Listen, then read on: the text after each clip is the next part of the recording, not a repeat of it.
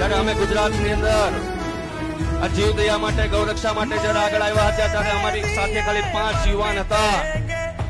આજે 5 લાખ યુવાનો જોડાયેલા છે અને એવા એવા જે જિલ્લાઓની અંદર અમે ટીમ બનાવી છે જ્યાં કસાઈના બાપની તાકાત નથી. અમારા પુરાવા બોલે છે, એની ગાડીઓ મૂકીને ભાગી ગયા છે, અમે ટાંટિયા ભાંગી નાખ્યા છે જાહેરમાં. આ તાકાતથી કામ કરીએ છીએ. ગૌ બચાવીએ એ કોઈનાથી ડરવાની જરૂર નથી.